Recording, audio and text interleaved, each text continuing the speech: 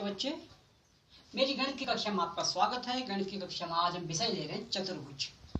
चतुर्भुज समझने से पूर्व हम कुछ आसान सी अवधारणाओं को आज फिर से यहाँ दोहराएंगे और प्रयास करेंगे कि वो स्पष्ट हो जाए।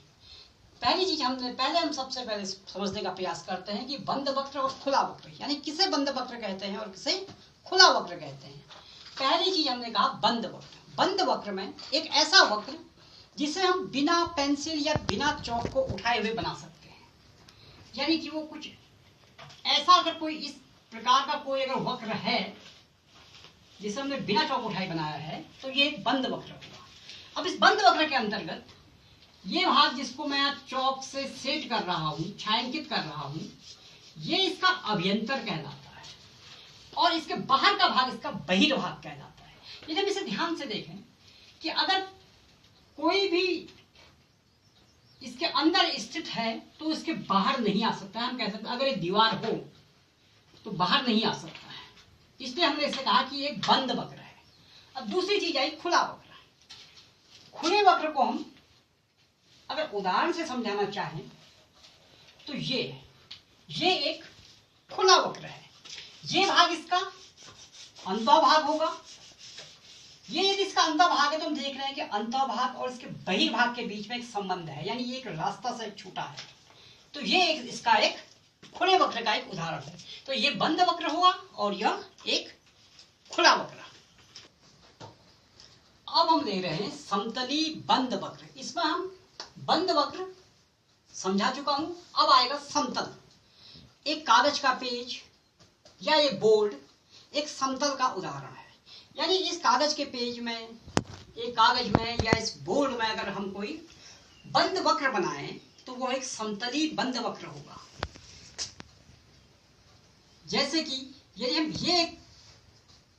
इसको लें, ये भी एक समतली बंद वक्र का ही उदाहरण है।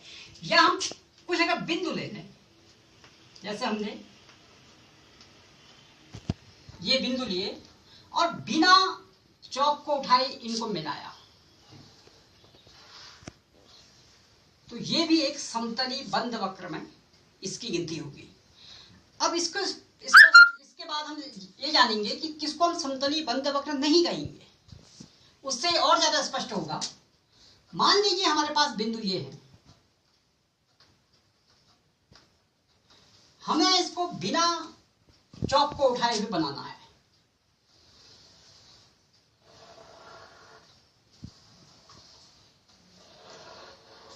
ये भी हमने बनाया, लेकिन ये एक सरल वक्र नहीं है। ये दोनों तो एक सरल वक्र के भी उदाहरण है, लेकिन ये एक सरल वक्र नहीं है क्योंकि इसमें भुजाएं एक दूसरे को परस्पर काट रही हैं।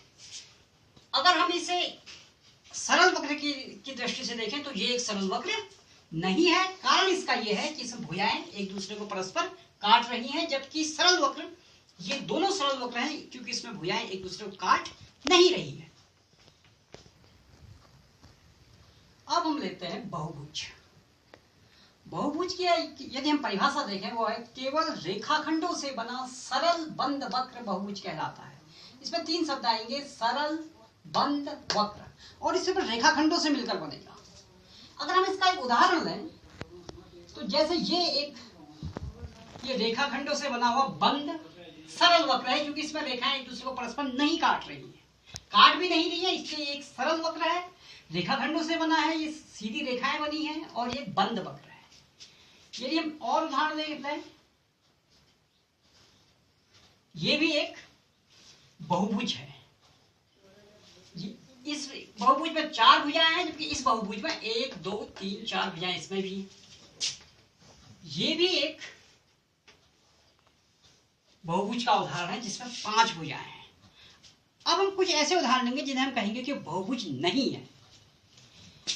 यदि एक बहुभुज,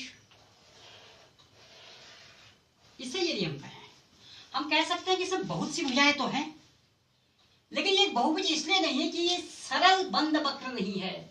इसमें ये रेखाएं यहां पर दो बिंदुओं पर, ये दो रेखाएं इस रेखा को काट रही हैं, यानी बहुभुज में काटना नहीं चाहिए। तो ये एक सरल वक्र नहीं है, इसलिए बहुभुज भी नहीं है। या हमने एक उदाहरण और लिया,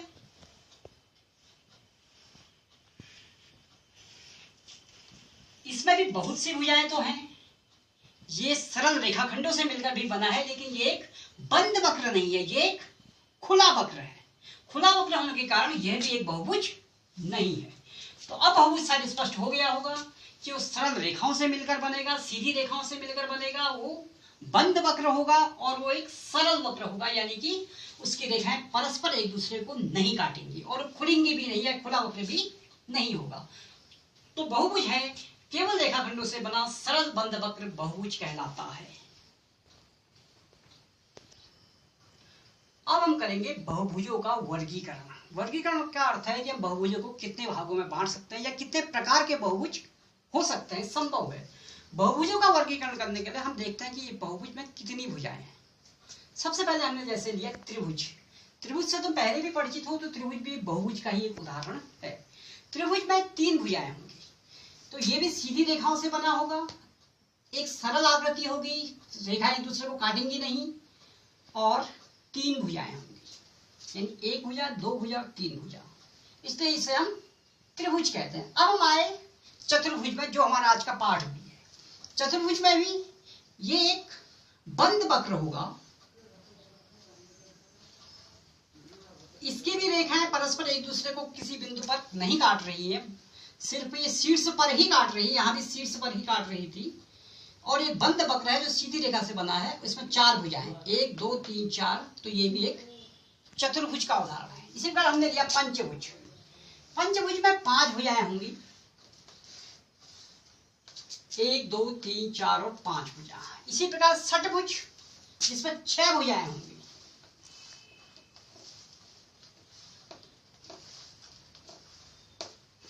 इसी प्रकार सप्तभुज, अष्टभुज इत्यादि बहुभुज बनाए जा सकते हैं। और बहुभुज n भुजाओं के भी हो सकते हैं।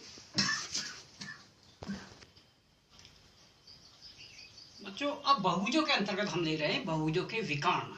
विकर्ण किसे कहते हैं? विकर्ण किन्हीं 2 शीर्षों, लेकिन वो 2 शीर्ष कौन से होनी चाहिए? जो आसन्न नहीं है। आसन्न का अर्थ होता है एकदम बगल के को जोड़ने से जो प्राप्त होता है उनको विकर्ण कहते हैं। ये तुम्हें एक उदाहरण से और अच्छा स्पष्ट होगा। जैसा हमें पंचभुज की रचना करें,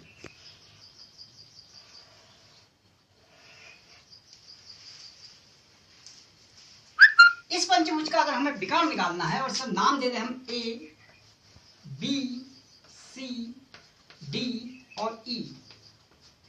इसके 5 शीर्ष हैं। शीर्ष वो बिंदु होंगे जहां पर 2 सरल रेखाएं एक दूसरे से मिलेंगी। यहां पर से ये सरल रेखाएं एक दूसरे से मिल रही हैं। यदि हम ए से देखें, ए से अगर विकर्ण खींचने का प्रयास करें, तो हमने कहा था कि आसन्न को छोड़कर ए के आसन्न कौन से हैं? एक ई आसन्न है और एक डी इसका आसन्न है। इसके 2 बिंदु इसके आसन्न हैं। तो ए से जब हम खींचना शुरू करेंगे, कोई रेखा खींचना शुरू करेंगे, यदि हम ए से ई तक खींच भी दें तो ये विकर्ण नहीं होगा, ये इसकी एक भुजा होगी। ये इस बहुभुज की एक भुजा होगी। और ए से बी भी खींचे तो ये भी एक भुजा होगी। यानी आसन्न में आसन्न को शीर्षों को यदि हम मिलाएं तो इसे हम भुजा कहेंगे। अब आसन्न को छोड़ा तो ए से डी, यदि इसे मिलाएं तो ये एक विकर्ण है। ए से सी को भी मिला सकते हैं, ये भी एक विकर्ण है। यदि हम बी से मिलाना प्रारंभ करें, बी से जब मिलाएंगे तो ए और सी को छोड़ेंगे क्योंकि ये इसके आसन्न है। बी से हम ई को मिला सकते हैं, ई से बी को मिलाया, आसन्न को छोड़ दिया जाए, यानी ए और सी को छोड़ना है तो डी को मिलाया जा सकता है।